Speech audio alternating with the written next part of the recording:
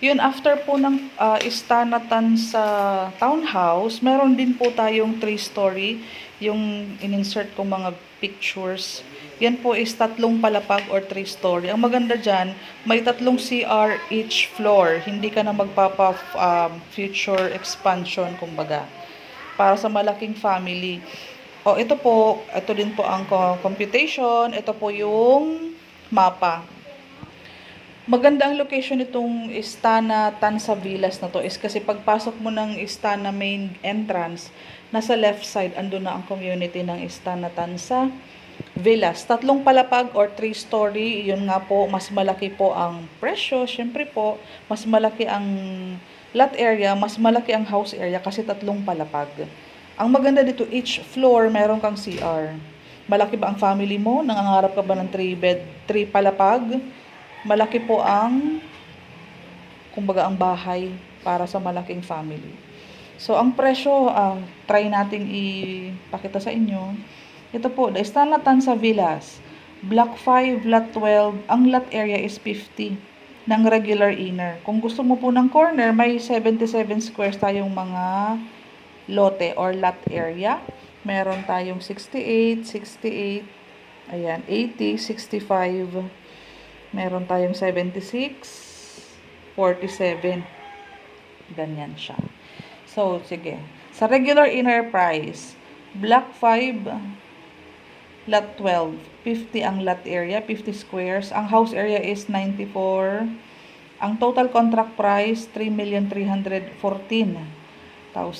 Ang loanable sa pag-ibig is 2.9, 2,970,000. Down payment mo, mababa lang, 344 lang. Tapos, divide 24 months pa. So, 14,125 per month sa loob ng 2 years. So, pre-selling tayo para magaan sa'yo ang monthly down payment or equity. Ang monthly amortization mo sa pag-ibig, 18,772. Regular, kumbaga itong regular na inuupahan sa Metro Manila ng isang family, ganyan na po ang range, ang rate ng renta. So, pagdating ng panahon ito kasi is, di ba, kumbaga po, mapapasayo na yung bahay, 3 palapag pa. So, sa mga family na ang salary ng combined salary ng mag-asawa, 2 basic, 54. 54 salary po ng mag-asawa, pasok kayo para magkaroon ng 3 palapag. Again, ito po ay para sa mga family, usually sa mga couple na locally employed or OFW man, na may 3 anak or mas gusto ng, kumbaga nag-iisip pa ng further expansion ng bahay nila, naghahanap ng mas malaking bahay. Ito kasi is 3 palapag na talaga siya. So, ang tawag sa pangalan nito is the Istana Tansa Villas. Iba po yung the Istana Tansa Facing na townhouse. Townhouse din po ito, kaya nga lang po 3 palapag. Kasi ngayon lang ako nag-vlog nito. Bali, pupuntahan ko yung model house nito kasi malapit na din pong matapos ang model house. Sa ngayon, meron kaming 120 units. Sa mapa naman, papakita ko sa inyo na sold out na kasi agad ang perimeter fence, itong block 4, itong block 4, itong block 4 at block 3. Bungad na kasi ito eh. Mapansin mo, maliit ang community ninyo. Ganyan lang siya kaliit. So ito, may block 7, may block 6 at may block 5. Sa aking inventory po, mapakikita mo, meron pang block 5. Ito, meron pang block 5, block 6, block 7. So, ang mga available natin is nandito. So, papakita ko sa inyo ang available. Ano po? Block 5, lot 12. Available daw ang block 5, lot 12. Ito. Block 5, lot 12. Block 5, lot 13. Available. 14, 15. Available. 16, 17, 18, 19, 20. Yan ang mga available sa block 5. Sa mga bigger lot naman natin, block 6, lot 2, available yan. Block 6, lot 2, available ito. 77 squares ang lote, kasi corner ka eh. Yung block 6, lot 1, 69 squares naman ito. Ito, yan. And then, sunod tayo sa ibang bigger lot. Madami kasing regular inner. So, ipakita ko sa inyo mga bigger lot. Block 6, lot 21. Ito yung block 6, lot 21. Ayun. Ang block 6, lot 21 is, ang lote mo dito is 68 square meters, around 4.1. Send ko sa yung computation kung gusto mo ng corner. Sunod natin is block 622.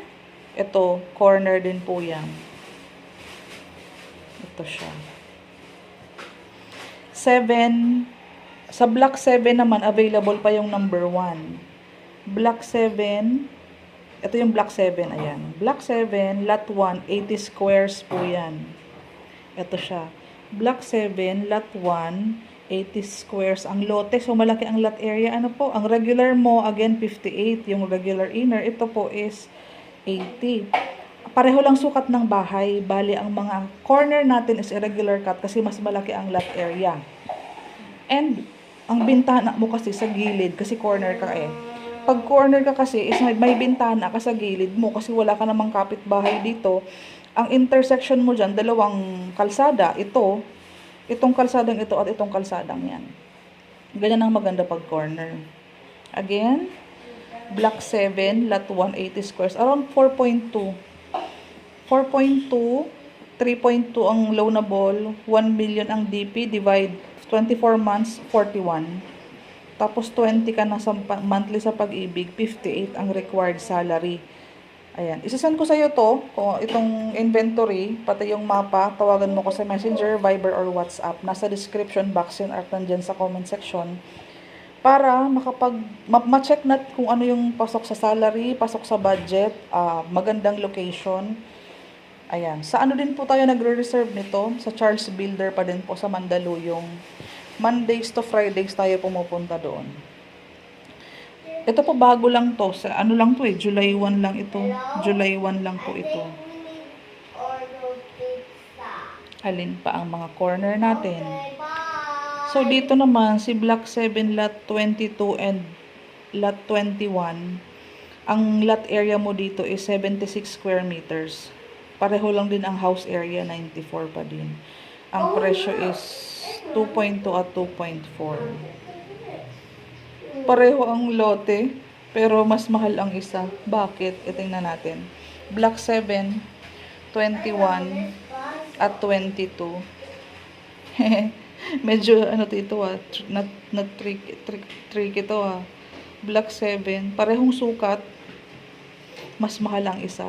Dahil siguro main road ang isa minor road. Ayan po.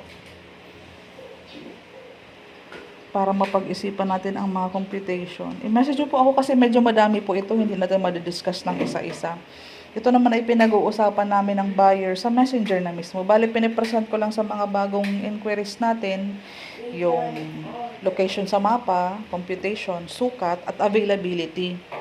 Ayan po. Message me directly sa Facebook para ma-send ko sa iyo ang mapa, computation. Kasi every 7 days po nagpapalit or nagkakaroon ng updated inventory. Kung halimbawa hindi pa kayo nakapag-decide at pinag-iisipan pa po, ayun po. I-check natin muna yung location din. Pinakauna natin yung dapat i-consider yung location, yung travel time. Yan. Ito pong inventory is medyo madami pa. Kumbaga, mauna lang tayo sa mga near gate, near entrance, at least makahanap kayo ng corner, kung option nyo ang corner, or yung mga, sa mga numbers kasi madami kasi nag-consider ng ayaw nila ng 4, ayaw nila ng 5, so madami pang inventory. So there you have it. Kindly message me po, directly po, message na lang, wag na pong tumawag, kasi pag nag-message ka, pwede kong maipadala sa iyo ang inventory, mapa, ayan po, and update. Salamat!